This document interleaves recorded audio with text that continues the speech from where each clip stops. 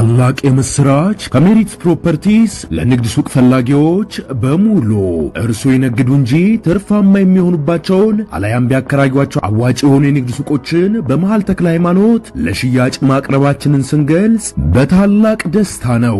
ሜሪትስ ፕሮፐርቲ ከሰፊ ካሬ አማራጭ ጋር ከ14 ካሬ እስከ 40 ካሬ የንግድ ሱቆችን ከ3.8 ሚሊዮን ብር አጠቃላይ ክፍያ ጀምሮ እንዲሁም ቀድሞ ለሚመጡ ውስን ደንበኞች በ3 ወር ጊዜ ውስጥ የሚረከባቸውን ስራ ማላመጃ የንግድ ሱቆችን ከነጻ ስጦታ ጋር ይዘንሎት ቀርበናል። እንዲሁም የመኖሪያ አፓርትመንቶችን ለምትፈልጉ ውድ ደንበኞቻችን ሜሪትስ ፕሮፐርቲ አራዳ ፓርክ ፊት ለፊት ከባለ 1 እስከ ባለ 3 መኝታ አፓርትመንቶችን ከ30% ታላቅ ቅናሽ ጋር ይዘንሎት ቀርበናል። ታዲያ ይህ የማይደገም ዕድል ሳያመልጦ ከታች ባለው ስልክ ይደውሉ። ታላቅ የምስራች ከሜሪትስ ፕሮፐርቲስ ለንግድ ሱቅ ፈላጊዎች በሙሉ እርሶ ይነግዱ እንጂ ትርፋማ የሚሆኑባቸውን አለያም ቢያከራዩአቸው አዋጭ የሆኑ የንግድ ሱቆችን በመሃል ተክለ ሃይማኖት ለሽያጭ ማቅረባችንን ስንገልጽ በታላቅ ደስታ ነው። ሜሪትስ ፕሮፐርቲ ከሰፊ ካሬ አማራጭ ጋር ከ14 ካሬ እስከ 40 ካሬ የንግድ ሱቆችን ከ3.8 ሚሊዮን ብር አጠቃላይ ክፍያ ጀምሮ እንዲሁም ቀድሞ ለሚመጡ ውስን ደንበኞች በ3 ወር ጊዜ ውስጥ የሚረከባቸውን ስራ ማላመጃ የንግድ ሱቆችን ከነጻ ስጦታ ጋር ይዘንሎት ቀርበናል። እንዲሁም የመኖሪያ አፓርትመንቶችን ለምትፈልጉ ውድ ደንበኞቻችን ሜሪትስ ፕሮፐርቲ አራዳ ፓርክ ፊት ለፊት ከባለ 1 እስከ ባለ 3 መኝታ አፓርትመንቶችን ከ30% ታላቅ ቅናሽ ጋር ይዘንሎት ቀርበናል። ታዲያ ይህ የማይደገም ዕድል ሳያመልጦ ከታች ባለው ስልክ ይደውሉ።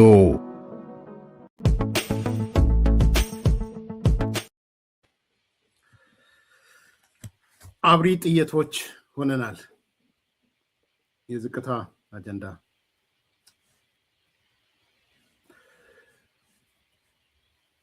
ይህ እንኳን ያሁኑ ትንሽ ወደ ከፍታ የሚወስደን ነው።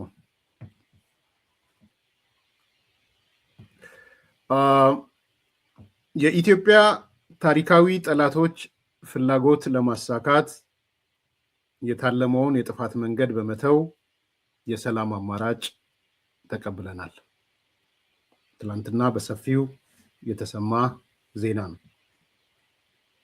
የኢትዮጵያ ታሪካዊ ጠላቶች ፍላጎት አናሳካም፣ የጥፋት መንገድም ትተነዋል፣ የሰላም አማራጭ ተቀብለናል። በፊት የተከተልነው መንገድ የጥፋት መንገድና አገርና ሕዝብን የሚጎዳ እንዲሁም ታሪካዊ ጠላቶቻችንን ፍላጎት ለማሳካት ያለመ በመሆኑ የሰላም አማራጭ ተቀብለናል። በጫካ ቆይታችን የተረዳነው እውነታ በህዝብ ለህዝብ እንታገላለን በሚል መፈክር ሽፋን የቀድሞ ህወሓትና የውጭ ታሪካዊ ጠላቶቻችንን ፍላጎት ለማሳካት የተጠለፈ ትግል መሆኑን ህዝቡን ለጥፋት ለመዳረግ ያለመ አካሄድ መሆኑን ተገንዝበናል። እናም እኛ አብሪ ጥይቶች ሆነናል፣ አብሪዎች ሆነናል፣ ምልክቶች ሆነናል ብለዋል። ይህን የተናገሩት በአፋብና በአፋሃድ ውስጥ የነበሩ ከፍተኛ አመራሮች የነበሩ ሰዎች ወደ አዲስ አበባ ከመጡ በኋላ ነው። ከነዚህ ውስጥ የኮር ፖለቲካ መምሪያ ኃላፊው ጌራ ወርቅ ዳኛው የተናገረው ነገር አለ። የአማራ ህዝብ ዘላቂ ተጠቃሚነት የሚረጋገጠው በሰላማዊ መንገድ መታገል ብቻ በመሆኑ ሰላማዊ አማራጭን ለመከተል ወስኛለሁ ብሏል። ማን? ዘመነ፣ የዘመነ ወዳጅ፣ የቅርብ ወዳጅ፣ ነግራችኋለሁ። ታሪኩንም ትንሽ ፈኒ ነገሮች አሉት። የኮር ፖለቲካ መምሪያ ኃላፊ ጌራ ወርቅ ዳኛው ማለት ነው። ጌራ ወርቅ ይቀጥላል። በማህበራዊ እሴቶችና በመሰረተ ልማቶች ላይ በተደጋጋሚ የሚፈጸመው ጥቃት ከጀርባው የጥፋት ሴራ እንዳለው ተገንዝበናል። ትምህርት ቤቶች ላይ የሚፈጸመው ጥቃት፣ ጤና ጣቢያዎች ላይ የሚፈጸመው ጥቃት፣ የመንግስት ተቋማት ላይ የሚፈጸመው ጥቃት፣ ማህበራዊ ልማቶች ላይ የሚፈጸመው ጥቃት ከጀርባው የጥፋት ሴራ ያለው ነው። ይህን ያለው ማን ነው? ጌራ ወርቅ። ሌላኛው ኮማንዶ ፍቅሩ ሙሉዬ ወይም 50 አለቃው ኮማንዶ ፍቅሩ ምንድነው የሚለው? በአማራ ክልል እየተሰበከ ያለው 12ኛ ክፍል ለወጣቱ እየተሰበከ ያለው 12ኛ ክፍል ከጨረስክ በኋላ ስራ ስለማታገኝ ትምህርት ምን ያደርግልሃል የሚል ስብከት ነው ያለው። ይሄን ያለው ኮማንዶ ፍቅሩ ሙልዬ ነው። ይቀጥላል። ከዛ እነዚህ ሰዎች የነሱን ልጆች የት ነው ያሉት? አሜሪካ፣ ጀርመን፣ አውስትራሊያ፣ አውሮፓ፣ አዲስ አበባ፣ ባህር ዳር። የድሃ ልጅስ ለግድያና ለመስዋዕትነት እየዳረጉት ነው። ኮማንዶ ፍቅሩ ሙልዬ ማለት ነው። የአፋብን አመራር አባልና የኮር ጽህፈት ቤት ኃላፊው ኢንጂነር አየነው አስፋው። እነዚህ ሁሉ እንግዲህ በሰላም የመጡ ናቸው። እያጠራን ነው ይላሉ እነዛ። እያጠራን ነው። እነ ኢንጂነር አየነው አስፋውን እያጠራችሁ ነው አይደል? ኢንጂነር አስፋው ምን አለ? የአፋብን አማራ ክልል የኮር ጽህፈት ቤት ኃላፊ የነበረ ነው። የጽንፈኛው ቡድን አመራሮች ፍላጎት ትግሉን በማራዘም የራሳቸውን ሀብት ማካበት ላይ ያተኮረ ነው። ቤት ይገዛሉ፣ መኪና ይገዛሉ፣ ሀብት ያካብታሉ። ፍላጎታቸው ትግል አይደለም። ትግሉን በማራዘም ሀብት መሰብሰብ ነው። የሸዋው ፋኖ ጠቅላይ ግዛት ምክትል አዛዥ ኮሎኔል ማነገረው መለስ ህዝባችን የቡድኑን እውነተኛ ማንነት ሊገነዘብ ይገባል።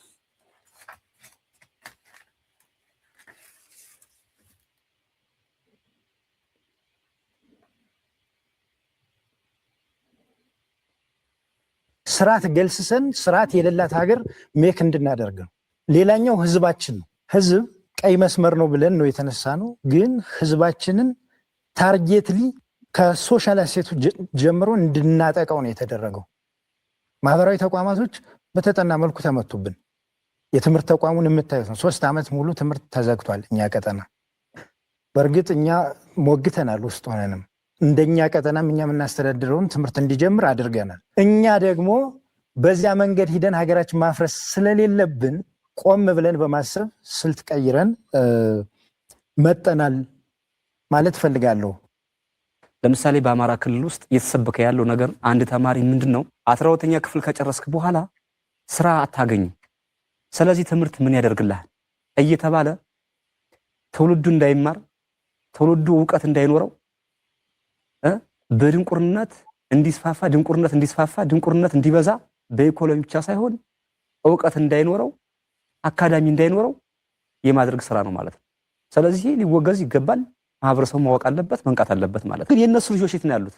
አሜሪካ፣ ጀርመን፣ አውስትራሊያ፣ አዲስ አበባ ነው ያሉት። ባህር ዳር ቤት እየተገዛላቸው ትምህርት እየተማሩ የድሃ ልጅ ይሞታል። መሪ የታሰቡ ሰዎች ደግሞ ገንዘባቸውን እያከማቹ አካውንታቸውን እያደለቡ ኪሳቸውን እያሳበጡ ልጆቻቸውን እያስተማሩ በድሃ ልጅ እንባ እየቀለዱ ይገኛሉ ማለት ነው። የአማራ ጥያቄዎች በኢትዮጵያ ሰማይ ስር ነው ሊፈቱ የሚችሉት። ታሪካዊ ጠላት የሆነ ሀገር ምን ፈልጎ ነው የሚረዳን የሚለውን ወደ ውስጥ ሳብ አድርገን ማየት መቻል አለብን። እኛ አመራሮችም ይህን ጉዳይ አጠውት አይደለም ያልተቀደሰ ጋብቻ እየፈጸሙ ያሉት ማለት ነው። የተራዘመ ትግል አድርገው የራሳቸውን ኢኮኖሚ እያካበቱ ስለሆነ ነው። ቅድም ትግሉ ተሽጧል ስንልም አንዱ ማሳያችን ለትግል የወጣ ሰው ፎቅ አያስገነባም፣ መኪና ይገዛም፣ ቤት አይሰራም። ለትግል የወጣ ሰው ለትግል ነው መዋል ያለበት። ስለዚህ የኛ መሪዎቹ አባሉ ኖርማል ጥሩ አባል አለን፣ አሁንም መምጣት የሚፈልግ ለህዝቡ ይጠቅማል ይበጃል የሚለውን ውሳኔ የሚወስን አባል አለ። የግለሰቦችን ስልጣን ለማርካት የሚሄደው አካሄድ ህዝብም አይደግፈውም፣ ውጤትም አያመጣም የሚል እምነት አለኝ።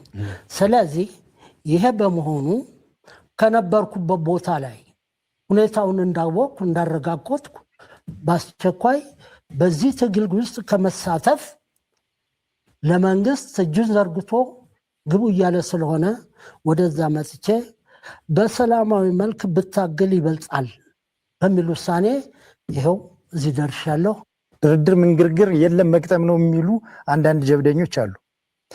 ከነሱ ሳቤ በወጣ መልኩ የትኛውም የአፈሙዝ ትግል መጨረሻው ጠረጴዛው ስለሆነ በትክክለኛው መንገድ ጥያቄን አቅርቦ በዚህ እኛ አሁን አብሪ ሆነን የመጣ ነው። አብሪ ነን እኛ። የመንገዱን ሁኔታ ገምግሞ ከኋላ ያለው ይከተላል ብለን እናስባለን። እዚህ ያለውም ይጠይቅ ይምጣ፣ በጠረጴዛ ዙሪያ የህዝባችንን ጥያቄ የመጣበትን ጉዞ መፈተሽ መቻል አለበት።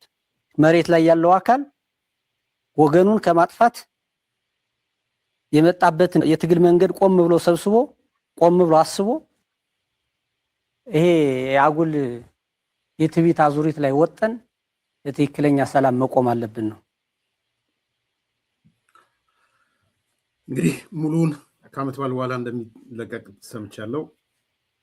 ሙሉን ትሰሙታላችሁ። ትልቅ ጫጫታ ፈጥሯል። ይሄ ትልቅ እና የማጣጣል ነገሮች ያለው በመጀመሪያ እነሱ ላይ ትንሽ ሀሳብ ሰጥና ወደ መሰረታዊ ነገሮች እንሄዳለን። ፍርክስክሳቸው እየወጣ ነው። እነሱ ፍርክስክሳቸው እየወጣ ተጠናክረን እየወጣን ነው ይላሉ። እየጠራን ነው፣ የማጥራት ስራ እየተሰራ ነው ይላሉ። ስለዚህ ጉዳይ ብዙ አንስተናል። ማጥራት ማለት ምን ማለት ነው? ኮሎኔል፣ ኢንጂነር፣ ኮማንደር፣ ኮማንዶ ምናምን መቶ አለቃ ምናምን ጥለ እየወጣ ማጥራት ሲባል ምን ማለት ነው የሚለው አንድ ግን አሁን ይህን ተያይዞ አንዳንድ ሀሳቦች ሲነሱ ያለው ለምሳሌ እዚህ አምስተርዳም ምናምን ተቀምጠው ሚዲያ ላይ ያሉ ለመሆኑ የማ ልጅ ነው ውጭ ሀገር ያለው የማ ልጅ ነው ብለው የምሬ ወዳጆንና የዘመነ ካሴን ልጆች ሁለት ፎቶ አውጥተው እንደ ሽፋን ሊጠቀሙበት ሲያይተ እነዚህ እኮ ጫካ ነው ያሉት። የዘመነ ልጅ ጫካ ነው፣ የምሬ ልጅ ጫካ ነው ያለው። አዘ ሴም ታይም ለምን ታዲያ የአስረስ እንደማያጠቅሱ? የአስረስ ልጆች የት ነው ያሉት? የአስረስ ባለቤት የት ነው ያለችው? እኔ ባለቤት እንኳን ሄዱ እንኳን ተወጡ ባይዘው እኔ ለምን ጫካ ውስጥ ገብተው የአስረስ ልጆች አልሞቱም የሚል የለኝም። እንኳን ወጡ። ግን እነዚህ ሰዎች ሌላው የሚያስጨርሱት ልጆቻቸውን የታርገው ነው ጥያቄው። ሰው እንደ አንድ ፖለቲካ ሀሳብ ሲነሳ ስላየሁት እና እነዛ ሁለት ልጆች የዘመንና የምሬ ወዳጆ እንትን ሆነው ወጥተዋል። ሲምቦሊክ ሆነው ወጥተዋል። እኔ ለማጣራት ሞከርኩ። በጣም በጣም ተጨባጭ መረጃዎች ነው ያለኝ። እኔ በግልጽ ልንገራችሁ። አንዳንዱ በጣም የሚያስደነግጥ ነው። ማለት ለሚዲያ ሲመጥናለው አላቅም። ግን እነሱ በሄዱበት ርቀት በተወሰነ መልኩ እንደው ዲሲፕሊን አድርጎ መናገር ግን ያስፈልጋል ብዬ አምናለሁ። ይሄ ሚዲያ አንዱ ስራው እሱ ስለሆነ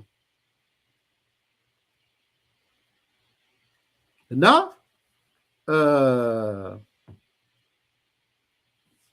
ለምሳሌ ዘመነ ካሴ አንድ ወንድ ልጁን ውጭ ሀገር ልኳል። አንድ ሴት ልጁንም ውጭ ሀገር ልኳል። ሁለት ልጆቹ ውጭ ሀገር ነው ያሉት። አሁን ስለሚወራው ልጅ ነግራችኋለሁ። በቀጥታ የተጻፈውን ነግራችኋለሁ። ምሬ ወዳጆ አንድ ልጁ ነው እየወጣ ያለው። ባይዘዌ በጣም የሚሰማው ነገር እንዴት እንደሚዘገንን እኔ ልጅ በረከት ነው፣ ችግር የለውም። ግን ምሬ ወዳጆ የምሰማው ወደ 11 ልጆች አካባቢ ከብዙ ከአንድ ሳይሆን ከብዙ መብት ነው እሱ፣ ችግር የለውም። ግን አንዷን ነጥሎ 11 ጥያቄም ያስነሳል። ማለት እነሱ ባሉት መውረዱ እየወረድን ስለሆነ ነው ባይዘው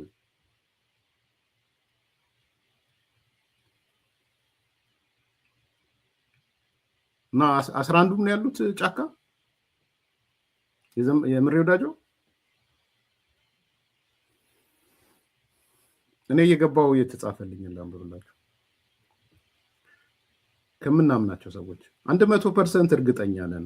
የዘመነ ካሴ አንድ ወንድና አንድ ሴት ልጅ ወደ ውጭ ልኳል። የምሬ ወዳጆ በድምሩ 11 ልጆች አሉት። ከተለያዩ ሴቶች የወለዳቸው ናቸው። የተጠቀሰው የአንድ ሰው ብቻ ነው የሚል ነው። እኔ 11ዱን በሰላም ቢኖሩለት እንዴት እንደምመርጥ እውነቴን ነው የምላችሁ። 11ዱም ግን ይሄ ፕሮፓጋንዳ ሲበዛ ወጡ። እነዚህ እውነታውን የሚያውቁ መሬት ላይ ያሉ ልጆች መናገር ጀመሩ። ከዛ በኋላ አይ አሁንስ በዛ ብለው መውጣት ጀመሩ። እንደዚህማ ዝም ብለን አንተውም። ለምሳሌ ያረጋል የጻፈውን እንዳንብብላችሁ። ያረጋልን ስለምታውቁት ያረጋል ማለት እነሱ ጋር አብሮ የነበረ የደህንነት ስራውን ሲሰራ የነበረ ማለት ነው። የተወሰነውን አንብላችኋለሁ። ያረጋል አያና ብላችሁ ግቡ ከፈለጋችሁ። በኮማንዶ ፍቅሩ ሙልዬ ንግግር ገመናው የተጋለጠበት መንጋ የዘመነና የምሬን ልጅ ፎቶ በመለጠፍ ለማስተባበል ሲሞክር አየው። ዘመነ ካሴ 2 ልጆቹን አሜሪካ የላከ መሆኑን ሁሉም የሚያውቀው ሀቅ ነው። ክሩቤል ወደ ውጭ ያልወጣበት ዋናው ምክንያት በእናቱ ምክንያት ነው ይላል። ይሄ በጣም ስለከበደኝ ትቸዋለሁ። በቃ ሄዳችሁ ያረጋል አያና ጋር አንብቡት። ትንሽ ይቅር ስለ ያረጋል ማለት በያረጋል በክሩቤልና በክሩቤል የሚባለው ልጁ እና በዘመነ መሃል ያው ጥርጣሬዎች እንዳሉ በእናቱ ምክንያት ጥርጣሬዎች እንዳለ ሲነሳል ሪዝኑ ምናምን ስላለ እሱን አዲስ ኮምፓስ ሚዲያ ላይ ለጊዜው ልተወው። ነገር ግን ያነሳል ስለ ክሩቤል ባህል። ይሄ ዘመነ ልጅ አሁን ታገለ የተባለው ፎቶ ተነሳ የተባለው ሰው ማንንም ባይዘው ያናግረዋለሁ ነው ያረጋልን አናግረዋለሁ። የመጨረሻ ዲሲፕሊን የሌለው የመጨረሻ አንዳችም ዲሲፕሊን የሌለው አይ ገመናቸውማ መውጣት አለበት መነገር አለበት። ግድ የለም ስህተት ከሆነ ነው የማይነገረው። እየተጻፈ ነው። መነገር የማይፈልገውን ትተዋለሁ። አይዟቸው። አንዳንዶቻችሁ አይ ነው ከመቆርቆርም ከሚዲያው ክብርም ተነስታችሁ እንደሆነ አውቃለሁ። እኔም እየተጠነቀቅኩ ነው የምናገረው። ግን ሊሳል የተሞከረው ለምሳሌ እያንዳንዱ ማህበራዊ ድረገጽ ብትሄዱ የዘመነ ልጅ ተብሎ ጀግና ተደርጎ ሲሳል አይታችኋል። ማን ነው እሱ የሚለውን ደግሞ እና ያረጋል ያውቁታል። እነሱ ስር ነው ነበር። ይሄ ሰው 2-3 በሴት መድፈር የተጠየቀ ሰው ነው።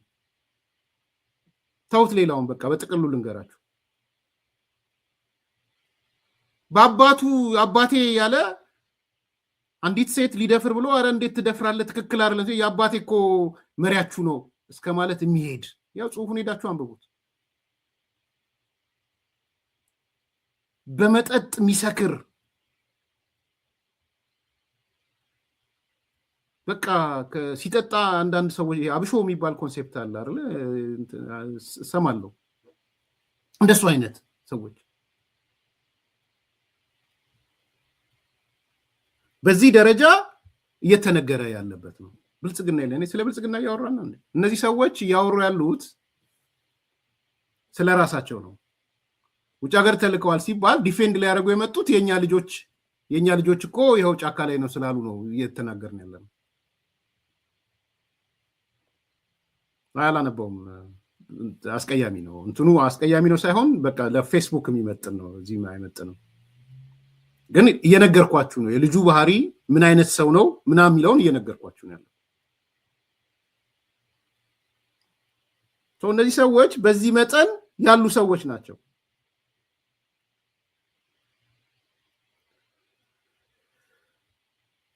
ኦኬ ስለ እናቱ የተጻፈውን ስለዚህ ልዝለለው ማለት ነው። በእናቱ ጉዳይ ያለውን እናም ክሩቤል ዘመነ በመሰረቱ ታጋይ አይደለም። የታገለበት ቦታም አንድም የለም። መሳሪያ ይዞ ሸርጥ ለብሶ ፎቶ ከመነሳት ውጪ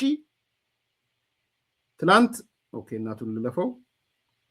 ክሩቤል ዘመነ በትግሉም ስም የነገደ በእጁና በአንገቱ ላይ ያደረጋቸው ሀብሎች ውድ ሀብሎችን የገዛ በጣም ውድ ጫማዎችን የሚለብስ በገንዘብ የሚቀብጥ ልጅ ነው። በየሄደበት ሁሉ ሴት ይደፍራል። ከሌላ ቦታ ያሉ ሴቶች ከፍተኛ ብር በመክፈል ያስመጣል። ፈቅታ ከተማ ላይ እሙ ካፌ እንግዲህ ቦታ ስፔሲፊክ እየተጠቀሰ ነው።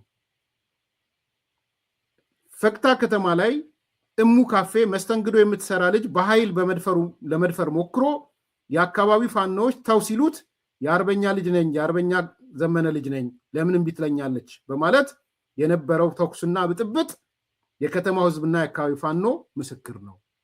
ይኸው ቦታውን ጠቅሶ ያደርጋል። እንትኑ ነው እያነሳል። ፈቅታ ከተማ እሙ ካፌ የምትባል ሴት ካልደፈርኩ ብሎ ተው ሲሉት ተኩስ የተገጠመበት ማለት ነው።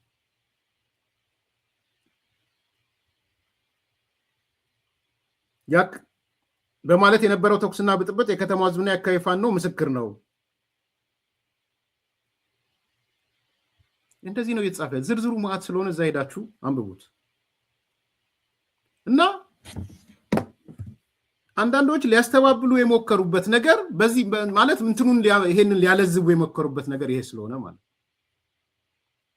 እንገራችሁ የአማራ ክልል ገንዘብ እየተጋዘ ያለው ወደ ዩጋንዳ ነው፣ ወደ አሜሪካ ነው፣ ወደ አውሮፓ ነው። ተጨባጭ መረጃዎች ናቸው። የቢዝነስ አላቸው። እነዚህ ሚዲያ ላይ የምታዩቸው 12 ሚዲያ ምናምን የሚባሉት ቢዝነስ አላቸው። እዚህ አማራውን ይበዘብዛሉ፣ ገንዘቡን ወደ ዩጋንዳ ይልካሉ። ወፍጮ ቤት ምናምን ነው የምንሰማው ነገር። የተለያየ ኢንቨስትመንቶች ማለት እንትን ቤት፣ ከረምቡላ ቤት የሆነ ነገር ምናምን እነዚህ እዛ ያሉት ሚዲያ የተቆጣጠሩ ነው የሚሰማው።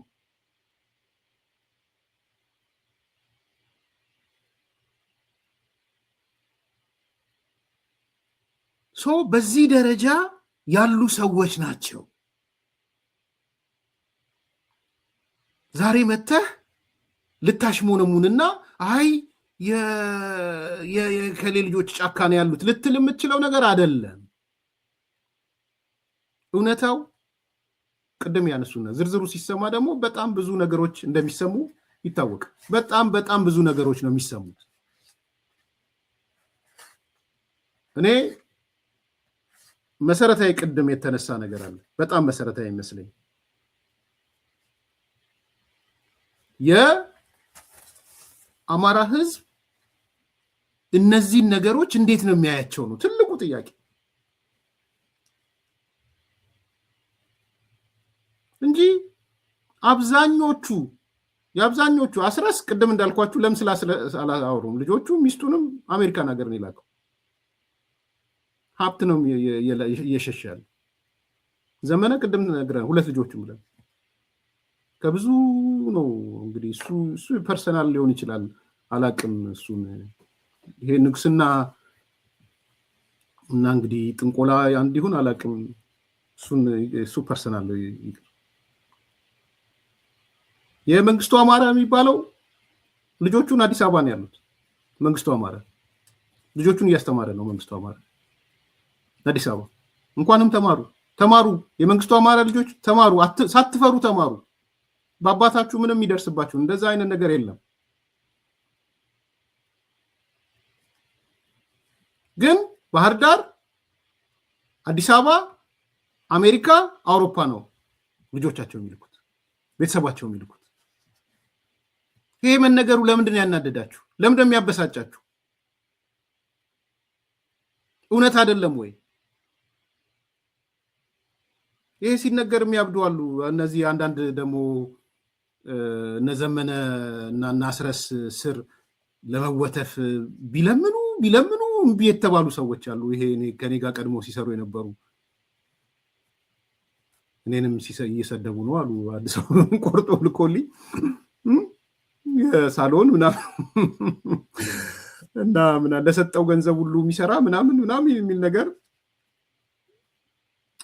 እኔ አሁን አንደኛ አላያቸውም። ሆነስትሊ አሁን የተባለው ሰውዬ አይቼው የልቤን ነው የምላቸው። አይቼው አላ የት እንዳለ ሚዲያውም አላውቅም።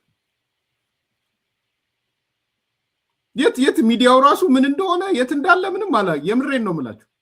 እንዲሁ የሚቆረጥ ነገር ሲመጣ ምናምን ያለው ለ24 ሰዓትም አይቆይም መሰለኝ።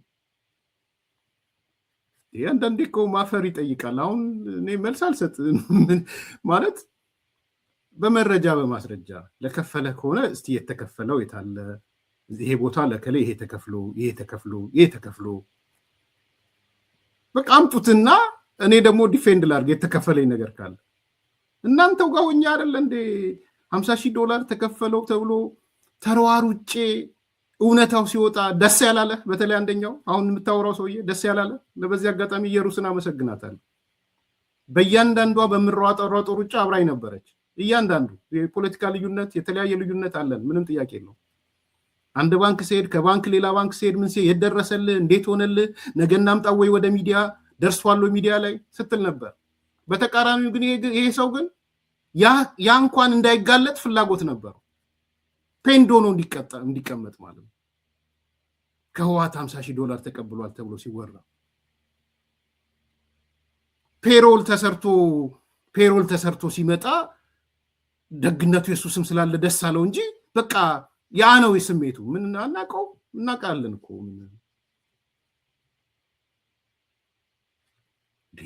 አሁን ለከፈለው ሁሉ እስቴት አለ አምጣ። ማን ለኔ ማን ይሰጠኛል? ሰው ሲንቃችሁም አንዳንዴ ወቁ። አዎ ማግኘት አልፈልግም። እኔ ብዙ ሰው ይመስለው ነበር። እኔ እዛም ሚዲያም ላይ ያለው ለ2 ዓመት ተገናኝተን አናውቅም። 2 ዓመት ተኩል 3 ዓመት አይን ላይን ታይተን አናውቅም። አንድ ቀን 2 ቀን የሆነ የግዴታ የጋራ ተብሎ እና አንዳንድ ነገሮች ዝም ያልነው እኮ እንትን ብለን ነው። እኔ አይደለሁም ሌባ ተብዬ ተው እንጂ ቪዲዮ ወጥቶ ሌባ እየተባልኩኝ እኔ አይደለሁም ካሜራ ስሰርቅ የታየሁት። እኔ ነኝ እንዴ የካሜራ ሌባ ተብዬ የቀረብኩት? እኔ ነኝ እንዴ ዘራፊ ተብዬ የቀረብኩት? እኔ ነኝ እንዴ? ተው እንጂ ኧረ ደስ አይልም። ቪዲዮ እየታየ አንተ ሌባ እየተባለ የካሜራ ሌባ ይሄው ራቁቱን አስቀረው ተብሎ ፍርድ ቤት የቀረብኩት በሌብነት እኔ ነኝ እንዴ? ፍርድ ቤት ያቀረቡ ሰዎች ያቀረቡት በሌብነት አይደል እንዴ? እኔ እኮ የተወሰነ እንደው ይቅር እኔ እነሱ ጉዳይ ብዬ እኮ ስለተውኩት ነው። ማን ነው ሌባ እየተባልክ? መቼም ከሌ ወሰደ ገንዘብ ይሻላል ሌባ ከመባል።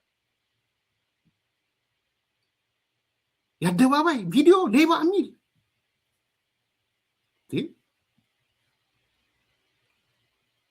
ስንትና ስንት ሚሊዮን ወስዷል በሳተላይት በምናምን ተብሎ አደባባይ ማምጣት አለብን እንዴ? ድምፁን ሰረቀን ብለው 100 ምናምን ሺህ ብር ሰረቀን ዶላር ሰረቀን ብሎ ላምጣው? 6 ወር የሳተላይት በሚል የ6 ወር ልዩ እኮ ነው የተናገረ። እኔ አይደለሁም እኮ ልዩ ነው የምትናገረው ስራ አስኪያጇ። የ6 ወር ሳተላይት እንግዲህ አንድ ሳተላይት እስከ $15,000 ይቀጥራል በአንድ ወር። የ6 ወር አባዙት። ያ ሁሉ ተሰረቀብን ብለው የሚሉት እኮ እዛ አጠገብ ያሉ ሰዎች ናቸው። እኔ አይደለሁም። እንደው ለከፈለው ሁሉ ይሰራል ይሻላል እኮ ሌባ ከመባል። ከምሬ ነው። ለከፈለው መረጃ ካለ አምጣ። ዋጋ አለኝ ማለት ለከፈለኝ የምሰራ ከሆነ ያ የሚከፍለኝ ሰውዬ ኤርሚያስ ዋጋ አለው ብሎ ያስባል ማለት ቫልዩ አለኝ ማለት ነው። ጉድዊል አለኝ ማለት ነው። መልእክቴን ፕሮፐርሊ ያስተላልፋለሁ ማለት ነው። ቢኮዝ ዋጋ ለሌለው ነገር አይከፈልም። ሀሳቤ ይሸጣል ማለት ነው። ለሚሸጠው ሀሳብ የከፈለኝ ካለ እቀበላለሁ። እስካሁን የከፈለኝ ስለሌለ ነው። ዋጋዬን ተምኜ አላማዬን እኔ ነኝ እንዴ $300,000 ለሳተላይት ከፈለ ተብሎ ሰረቀ የተባልኩት? ወደኋላም እኮ ሲኬድ ጥሩ አይደለም ስም እንዴ። ደቡብ አፍሪካ ወስዳለው ሰው ገንዘብ ተከፈለ ብላ አላውቅም። እንደዛ እኮ ነው የምንሰማው። አንዳንዴ ገመናን ጥሩ አይደለም። እውነቴን ነው የምለው። እኔ ካሜራ ሰረኩ ተብዬ በሌብነት ቪዲዮ አልተሰራብኝም። የእስክንድርን የ6 ወር ወስዶ አሁን እስክንድር የት ነው ያለው? የእስክንድር ዘመዶች ስጠይቅ እኮ ተጠያቂ ከሚያደርጉት አሁን ይሄ ተናጋሪውን ነው። አንድ ነገር በህይወቱ ላይ ቢደርስ ተጠያቂ እሱ ነው እያለ ነው። ይልቁንስ እስቲ ውሸት ከሆነ የእስክንድርን ቤተሰብ አምጣና በሚዲያችሁ አሳዩ እስቲ አንተ የለበትም ብለው በእስክንድር ህይወት ላይ ተጠያቂ ነው ያሉ። እኔ ነኝ እንደ ስቱዲዮ ሰባሪ? እኔ ነኝ የካሜራ ሌባ፣ የቪዲዮ ሌባ፣ የኮምፒውተር ሌባ የተባልኩት? እኔ ሌብነት ይኑር አይኑር አላውቅም። እዛው ተነጋገሩ እንደ ፍጥጥራችሁ። ስለዚህ አንዳንዴ ተናግሮ አናጋሪ አትሁኑ። የሚከፈለው ያው አዲሱን ድመት እኮ ሮጦ መጣ። አንድ የሆነ የታሰረ ልፍታይ ነው ምናምን የሚባል መጣ። ለኤርሚያስ $6000 በወር የኢትዮጵያ መንግስት ይከፍለዋል አለ። ያሳየኝ እስቲ የኢትዮጵያ መንግስት $6000 ከከፈለኝ እኔ እቀበለዋለሁ። አግኝቼ ነው $6000 የወር ቫልዩ አለኝ ማለት ነው እኔ። ስለዚህ $6000 እሱ ነው አከፋፋይ። 2000 ለአያና ይሰጣል፣ 2000 ለቴዲ ኢትዮ ሰላም ይሰጣል፣ 2000 ለደሩ ዛረሩ ይሰጣል ምናምን ብለው ሰርተው ፔሮል መጡ።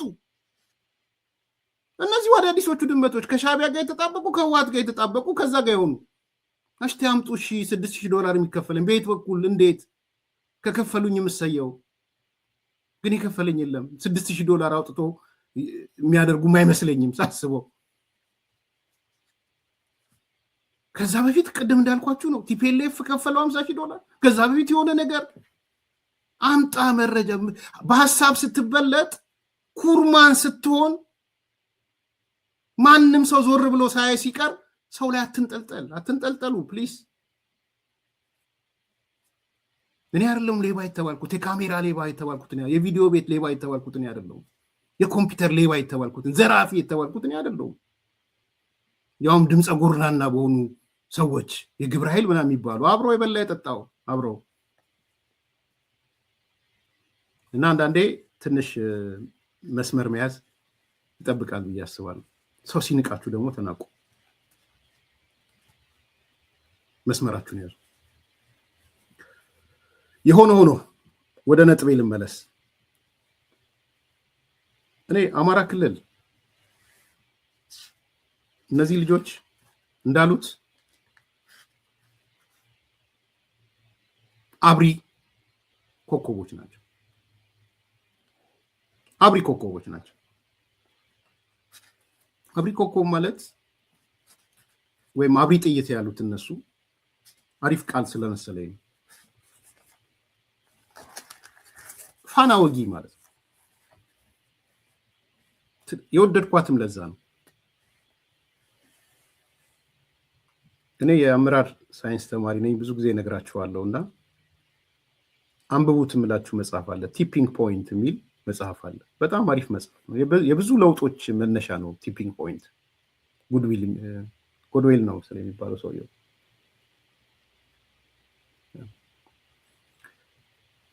ቲፒንግ ፖይንት አንድ መሰረታዊ ቁም ነገር አለው። ምንድነው የሚያነሳው? ለውጥ በአንድ ጊዜ ሁሉንም አይዳረስም። ይሄ እንደዚህ አይነት ለውጥ መተዋወቅ በተለይ በሊደርሺፕ በአመራር ደረጃ ጥቂቶች ናቸው መጀመሪያ የሚመጡት። ጥቂቶች ይመጡና ማክስ ግላድዌል ነው የሚባለው። ጥቂቶች ይመጡና የሚከፍሉት መስዋዕትነት ይኖራል።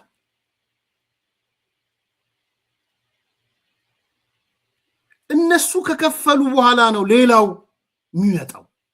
ይሄ ማክስ ግላድዌል እንዳለን የለውጥ ቲዮሪ አድርጎ ወስዶታል። ለሶኮል ቲፒንግ ፖይንት ማለት ነው።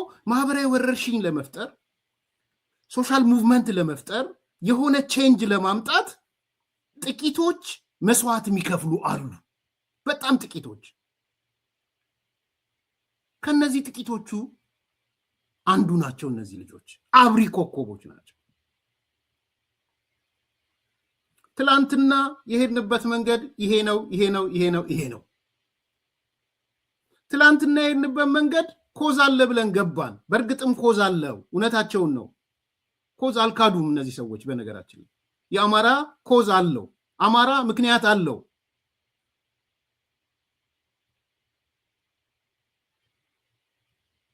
ከዛ በኋላ በጉዟችን ላይ ግን ምክንያታችን ተጠለፈ። ሲጠለፍ ከተጠለፈው ጋር አብሮ መሆን ሳይሆን ኖ ብለን የሚከፈለውን ከፍለን እንውጣ። አብሪ ኮከብ፣ አብሪ ጥይት። ግላድዌል የሚለው እሱን ነው። አሉ መስኮት ሰባሪዎች አሉ። በቃ እንደውም እሱ በፐርሰንቴጅ ያስቀምጠዋል። አንዳንዴ 80-20 ይለዋል። ከአጠቃላይ ሰው 20% ብቻ ቢሆን በለውጡ ማዕበል ውስጥ የሚገባው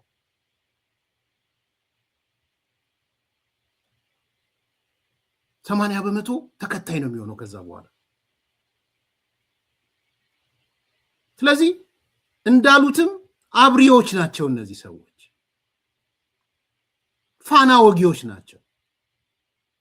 that's why መንጫጫት እኔ ላጠናክራቸው ነው የምፈልገው። ባይዘው በሐሳብ እንዲጠናከሩ ግራ እንዳይገቡ እንደ ያረጋል እንዲሆኑ። አሁን ያረጋል ማለት ጨርሷል።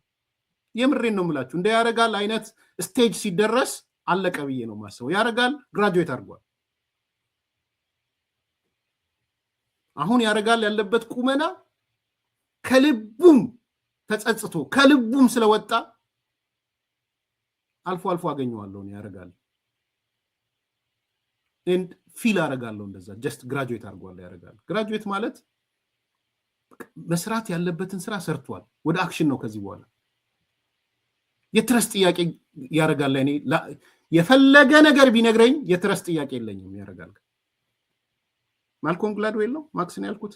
ቴንክ ዩ አለ መጽሐፍ ብዙ ጊዜ እኮ አሳይቻችኋለሁ። ስላላሰብኩት ከነው የወጣው ከእንትኔ እንጂ ማልኮም ግላድዌል that's okay yeah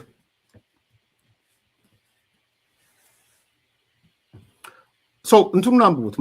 ቲፒንግ ፖይንት በአብዛኛው የዚህ የእንትን ስቶሪ ነው ያለው። እዚህ አንዱ ስቶሪ እዚህ እኔን ከምኖርበት ጥቂት ደቂቃዎች ወደዛ ሄዳችሁ ባልቲሞር ያለ ስቶሪ ነው። የባልቲሞር ስቶሪ ነው የሚጀምረው። ከባልቲሞር ጋር ተያይዞ እንዴት ማህበራዊ ወረርሽኝ ይፈጠራል አይነት ነው ኮንሴፕቱ። እሱ ማቪንስ የሚላቸው አሉ፣ ኮሚኒኬተርስ የሚላቸው አሉ፣ ሴልስማንስ የሚላቸው አሉ፣ የኔታ የሚላቸው ሰዎች አሉ፣ አገናኞች ማለት ነው። ኮኔክተርስ የሚላቸው አሉ። ደን ከዛ ቀጥሎ ስለ መስኮት ሰበራ ብሮክን ዊንዶ ቲዮሪ የሚለው አለ። እነሱ አለ ቲዮሪውን ላለመናገር ፈልጌ ነው። ብሮክን ዊንዶ ቲዮሪ ላይ ቅድም ያልኳችሁ ነው። የሆነ ሰው አንድን ነገር ሰብሮ ሲሰብር ሲያያ ይቀጥላል። ለምሳሌ ዳንስ ላይ ብትመለከቱ ሙዚቃ መጀመሪያ ሲከፈት አይታችሁ ከሆነ ብዙ ሰው ፈርቶ ነው የሚቆመው። ሙዚቃው ሲከፈት የመጀመሪያው ሙዚቃ ላይ አስተውላችሁ ከሆነ ከዛ ከሆነ ደቂቃ በኋላ አንድ ሁለት ሰዎች ተያይዘው ከወጡ ለመጨፈር ከዛ በኋላ ይጥለቀለቃል። እነዛ ሁለቱ ሰዎች ናቸው ብሮክን ዊንዶ ሰዎች፣ መስኮት ሰባሪዎቹ ማለት ነው። ኮኔክተርስ ደግሞ አሉ፣ የማህበረሰብ ውስጥ ኮኔክት የሚያደርጉ። ለምሳሌ እዚህ የመጡት ልጆች እኔ ባለኝ መረጃ አብዛኞቹ በጫካ ያለው ታጣቂ እምነት ያላቸው ሰዎች ናቸው። እዚህ ባሉት ሰዎች እምነት አለው። ከነ ዘመነ ይልቅ ከነ አስረስ ይልቅ ጥለው ወደዚህ በመጡት ሰዎች እምነት አለው። ጫካ ያለው ታጣቂ የሚመጣበትን ዌይ ነው እየፈለገ ያለው። የሚመጣበት መንገድን ነው እያፈለገ ያለው እንጂ በነ ኮሎኔል በፊትም በመጡት በነ መቶ አለቃ ማስረሻ በነ ኮሎኔል የምታውቁት ነው። አሁን ደግሞ በመጡት የሸዋ ጠቅላይ ግዛቱ ኮሎኔል ማን ነገረው እንትን አለው፣ ሪስፔክት አለው። እታች ያለው እነ ኢንጂነር ያየነው ሪስፔክት አለው። እነ ኮማንዶ ፍቅሩም የምታውቁት ነው። ብዙ ነገር ነው። እንትን አላቸው። አይደለም በእነሱ ደረጃ በአመራሩ የሚፈሩ ሰዎች ናቸው። ስለዚህ የሚመጡት ሰዎች የሚከፍሉት መስዋዕትነት ቀላል መስዋዕትነት አይደለም። ኢትስ ኤ ቲፒንግ ፖይንት። ጥቂቶች የሚከፍሉት ግን ደግሞ አብሪ ኮከቦች ናቸው። እነዚህ አብሪ ጥይቶች ናቸው። ፋና ወጊዎች ናቸው። ይመጣል፣ አትጠራጠሩ። በጣም በርካታ መስመር ላይ ያለው አልናገርም። አሁን አንዳንዶቹም በራሳቸው ጥፋት አደጋ ውስጥ እየገቡ ያለዋል። ከጠቀመው ልንገረው። ጎንደር ያለው ማን ነው ረዳት ፕሮፌሰር ምናምን የሚባለው አስራደ አስረስ ሰው መድቦበታል ከጀርባ ዘመንና አስረስ ስማ ይሄን ቃሌን ውሰዱ ቆርጣችሁ ላኩለት ወጥቶ ውሸት ነው ምናምን ሊል ይችላል በል ከፈለክ እንደፈለክ ጎንደር ያለው ረዳት ፕሮፌሰር አስራደ ግን ሁለት ሰው ተመድቦባል ከጀርባ ወለፍ ብትል ግንባሩን በሉት የተባሉ ማለት ነው ሁለት ሰዎች ከኤርትራ ይመጡ ሂንት ከኤርትራ ይመጡ ቀጣዩ ተረኛ ረዳት ፕሮፌሰር አስራደ ነው ብሎ ማለት ነው እስከዚህ ድረስ ነው ማይተ እንደ ጅብ እኮ ነው የሚሄዱት ይሄን ብዬ ሴፍ ኮንክ ደስ ይለኛል ከመጣ ተራውሬም አይደለም ማውራው ልድገምልህ ለፕሮፌሰር አስራደ ጀርባ ሁለት ሰው ተመድቧል ዘመንና አስረስ ነው የመደቡት እያንዳንዱ የምትነጋገረው ሪከርድ እናት እያንዳንዱ እንቅስቃሴ የምትበላው ምግብ ሁሉ ይታወቃል እስከዛ ድረስ ልንገር እስክንድር የቁም እስረኛ ነው ባለኝ መረጃ እዚህ ያለው ይሄ ሌባ ብሎ የከሰሱት ነው የቁም እስረኛ የተባበረው ከና አስረስ ለመታረቅ ከነ ዘመነ ለመታረቅ አርበኛ ዘመነ ርዕሱ አርበኛ አስረስ ምናምን እነሱ እኮ የመጨረሻ ነው እኮ የሚንቁት አንድ ጊዜ እዚህ አንደኛው ሲያጫውተኝ እነሱ ውስጥ የነበረ ሊያነክሱት ፈለጉ አሉ እዚህ ዋሽንግተን ዲሲ የሆነ የንግስና ፕሮግራም ነበራቸው የንግስና ንጉስ ሊያረጉት አሁን ሌባ ሊሉት ሊያነክሱት ማለት ነው የካሜራ ሌባ ምናምን ሌባ ሊሉት ሊያነክሱት ትልቅ ፕሮግራም ተዘጋጅቶ ከየስቴቱ የመጡ ሰዎች ምናምን ነበሩ አሉ አንድ 6 ወር 7 ወር ያልፈዋል ከዛ ላይ ምን ያደርጋሉ ለእስክንድር የ3 ደቂቃ ንግግር እንዲያደርግ አሁን ሌባ የሚሉት የካሜራ ምናምን የሚሉትን በቃ ሰማይ ሰቅሎ እስክንድር እንዲህ የ3 ደቂቃ አስረስም የ3 ደቂቃ እንዲናገር ዘመነም የ3 ደቂቃ ስለዛ ሰው እንዲናገር ማለት ነው ይኸው እስከዚህ ድረስ ነው ማቀው እንግዲህ ያለኝ መረጃ እንድታቀው ከዛ አስረስ እና ዘመነ ዛሬ ጥይት ብጠጣ መርጣለሁ ለሱ ከምናገር ይሄን ያላችሁ ዛሬ አስረስ በተለይ ጥይት ብጠጣ መርጣ የጠላቴን ጥይት ብጠጣ መርጣለሁ ነገም እንደሚል አላቀም እኔ ነው ማለት እውነታው ግን የተጠየቁትን ኮንግራቹሌሽን ነክሳሃል የሚለውን ነገር ንክስናውን አልተቀበሉ ንክስናው እንኳን ንክስናውን ሊቀበሉ የጠላት ጥይት ብጠጣ መርጣለሁ ለሱ 3 ደቂቃ መልእክት ከማስተላለፍ ነው ዛሬስ እሱርስ አርበኛ ዘመነ ካሴ አርበኛ አስረስ ትናንትና የተባለው ተረስቶ ማለት ሶ ካባ ሲደረግ የእስክንድር ድምጽ ብቻ ነው አይ ቲንክ እንዲቀርም ተደረገ መሰለኝ እስከዚህ ድረስ ነው የሚያወጡት መረጃ ባይዘው የራኩትም ለዛ ነው ከእንዲህ አይነት የጣም የተቦካካ ነገር ለ4-5 ዓመት ከዛ ዲስታንት ያረኩትም ለዛ ዲስታንስ ንገሩኛ ባያቱን ይያልኩ የተጨማለቀ ነገር ሳተላይት ኬት እንደሚከፈል አይታወቅ ባለሀብቱ አንዱን ባለሀብት ስማ አሁን ደግሞ የተጀመረው ነገር የሆነ ባለሀብት ይያዛል የሆነ ባለሀብት ይቀጠቀጣል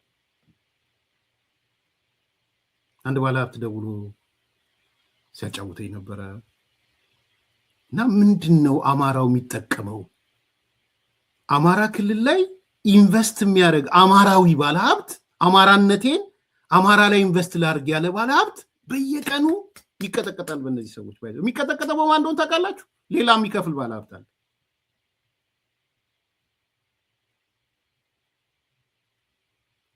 ለምን ባህር ዳር ኢንቨስት አረክ ለምን ጎንደር ኢንቨስት አረክ ለምን እንዴ አማራ ሆኖ በጎንደር ኢንቨስት በማድረጉ ልታመሰግነው ባህር ዳር ኢንቨስት በማድረጉ ልታመሰግነው የተሰሩትን ነገሮች ስራ ፈጥረዋል ወይ መለኪያ ትምህርት ቤት የቆየ ቦርዲንግ ስኩል የገነባ ሰው ሲነግረኝ በቃ አሁን የተጀመረው ደግሞ አንዱን አማራ ባለሀብት በአንደኛው ላይ ማነሳሳት ይከፍላል አለ አንደኛው ለጽንፈኞቹ ይከፍላል ገንዘብ እኔ መረጃ ማስረጃ የለኝም ከሰማሁት ነው ግን የምነግራችሁ ግን ሀፕን ያደርጋል ብዬ አምናለሁ ሶ አማራ ክልል ሄደን ኢንቨስት ስላደረግን ስላለማን የአማራ ባለሀብት በሌላኛው ባለሀብት ላይ ይነሳበታል ዘን ይከፍላል ለነዚህ ለጽንፈኛ ሚዲያዎቹ ይቀጠቅጡታል በላይነክ እንዴ የየለቀኑ ጨፍጨፋቸው ቅጥቀጣቸው ነው በላይነክ እንዴ የሆነ ባለሀብት በቃ በየቀኑ መቀጥቀጥ ነው ስራቸው ኢቭን እኮ ባለሀብት እንዳይፈጠር እኮ ነው እየሰሩ ያሉት። እነዚህ ናቸው አማራውን የሚጠቅሙት። ኧረ አንዳንዴ የአማራ ሊቃን ንቁ። ኧረ እየሆነ ያለው ነገር ተው፣ እንደዛ አይደለም።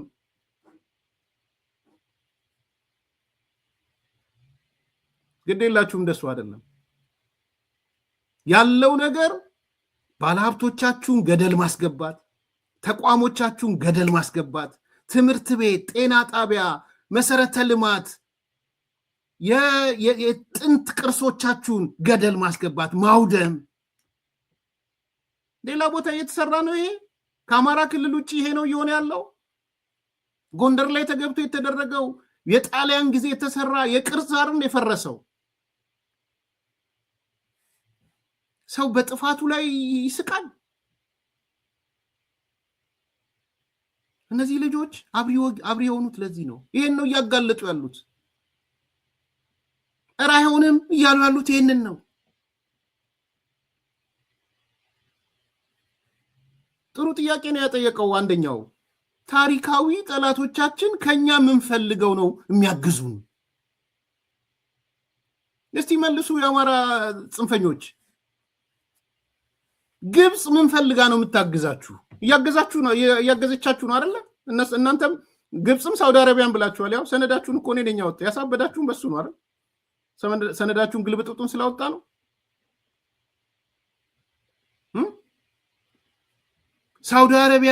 በሳውዲ አረቢያ የምትቆፈሱ አይደላችሁም እንዴ እናንተ? ምን ስለሆነ ነው ሳውዲ አረቢያ እናንተን የምታግዘው? በሳውዲ አረቢያ የምትደሰቱት በምን ምክንያት ነው? የሰነዳችሁ ላይ እኮ የተቀመጠ ነው።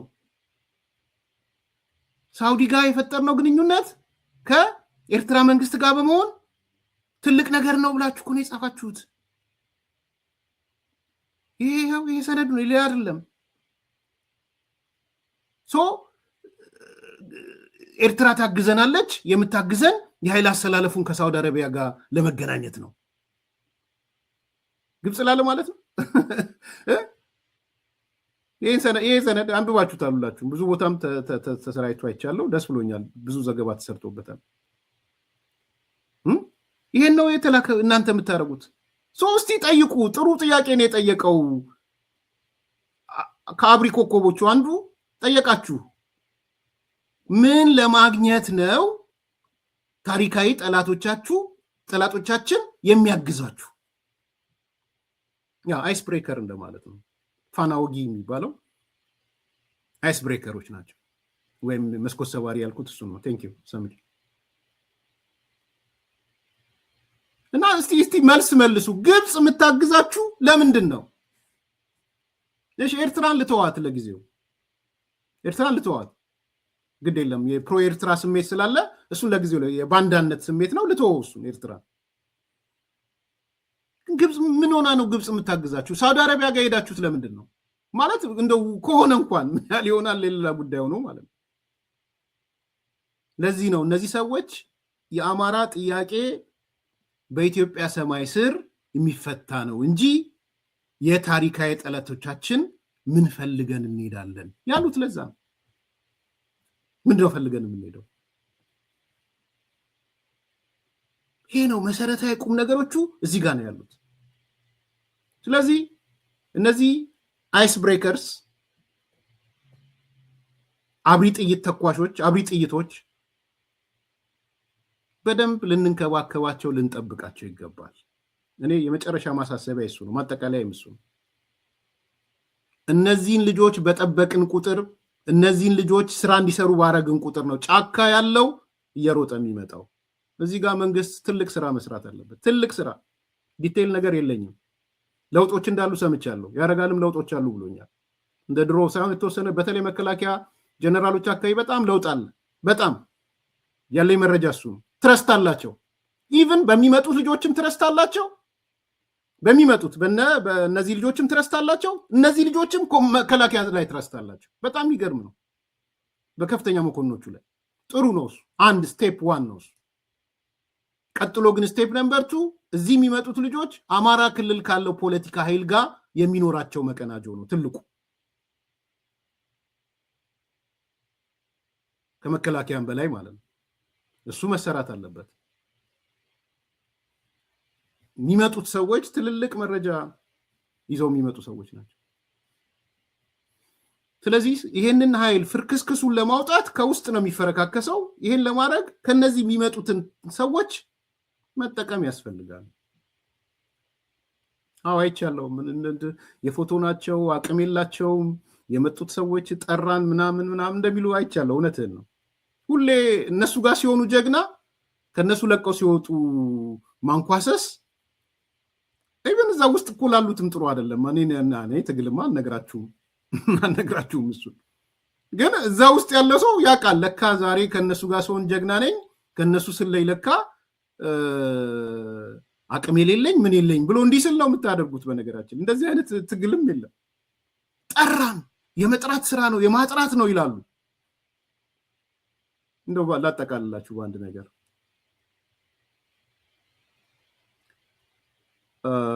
ጌራ ወርቅ ዘመነ ስልክ ይደውልለታል። ዘመነ ካሴ ይደውልለትና ጌራ እንዴት ነህ? ደህና ነህ ወይ? ሁላም ብብላችሁና በሱ ልታለው እና ደዋዩ ስልክ እንትና ነው ዘመነ ነው ደዋዩ። የደወለው ለጌራ ነው። በፖለቲካ በብዙ ይተዋወቃል።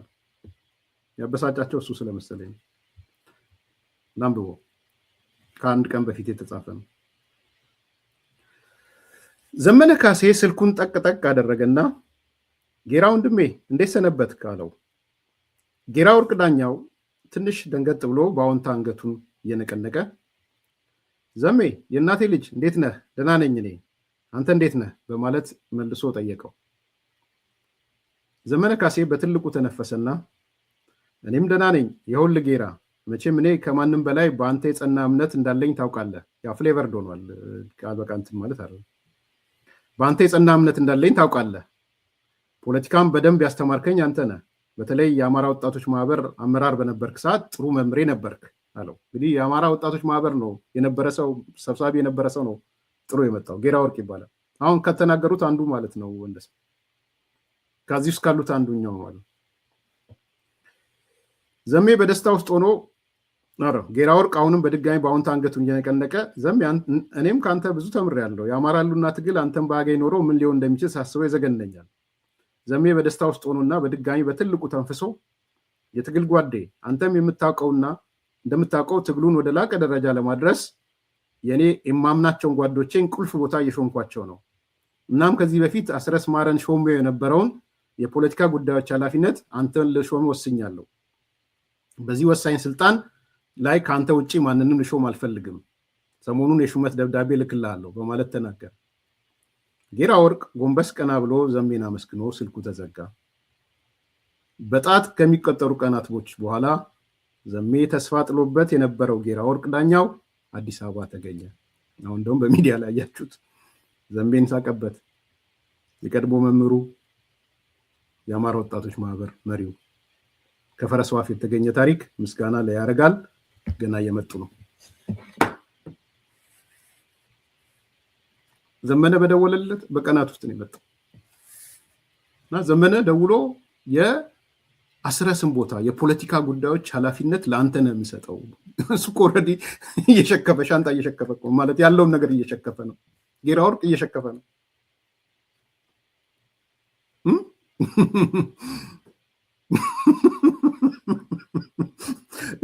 ያ ደውሎ የአስረስን ቦታ ልሰጥ ነው ከተዘጋጀ፣ የፖለቲካ ጉዳዮች ደግሞ ቁልፍ ቦታ ነው፣ አንተ ማለት የፖለቲካ መምህሬ ነህ ምናምን እያለ ዘመን ይለዋል። ጌራ ሻንጣውን ሸክፎ ወይም ያለ ሻንጣ አሁን በአሁኑ ሰዓት አዲስ አበባ ይገኛል። ሚዲያ መግለጫ ሰጥቷል። ያ ፍሌቨርድ የሆነ ለሚዲያ የእንትን የሚመች ነገር ነው፣ ግን ቃል በቃል እውነታው ይሄ ነው። ፋክቱ ይሄ ነው። ፋክቱ ያልተቀየረ ፋክት ነው። ባይዘው ዘመነ መደወሉ ፋክት ነው። ጌራ ማንሳቱ ፋክት ነው። የአስረስን ቦታ ሾም ያለው ማለት ፋክት ነው። እሱም እሺ ብሎታል እያለው ግን እሱ ወደ አዲስ አበባ እየመጣ ትግሉ የላቀ ደረጃ ደርሷል። ትግሉ የማጥራት ደረጃ ላይ ሰማይ ደርሷል። መልካም ቀን። ታላቅ የምስራች ከሜሪትስ ፕሮፐርቲስ ለንግድ ሱቅ ፈላጊዎች በሙሉ እርሶ ይነግዱ እንጂ ትርፋማ የሚሆኑባቸውን አላያም ቢያከራዩአቸው አዋጭ የሆኑ የንግድ ሱቆችን በመሃል ተክለ ሃይማኖት ለሽያጭ ማቅረባችንን ስንገልጽ በታላቅ ደስታ ነው። ሜሪትስ ፕሮፐርቲ ከሰፊ ካሬ አማራጭ ጋር ከ14 ካሬ እስከ 40 ካሬ የንግድ ሱቆችን ከ3.8 ሚሊዮን ብር አጠቃላይ ክፍያ ጀምሮ እንዲሁም ቀድሞ ለሚመጡ ውስን ደንበኞች በ3 ወር ጊዜ ውስጥ የሚረከባቸው ስራ ማላመጃ የንግድ ሱቆችን ከነጻ ስጦታ ጋር ይዘንሎት ቀርበናል። እንዲሁም የመኖሪያ አፓርትመንቶችን ለምትፈልጉ ውድ ደንበኞቻችን ሜሪትስ ፕሮፐርቲ አራዳ ፓርክ ፊት ለፊት ከባለ 1 እስከ ባለ 3 መኝታ አፓርትመንቶችን ከ30% ታላቅ ቅናሽ ጋር ይዘንሎት ቀርበናል። ታዲያ ይህ የማይደገም ዕድል ሳያመልጦ ከታች ባለው ስልክ ይደውሎ። ታላቅ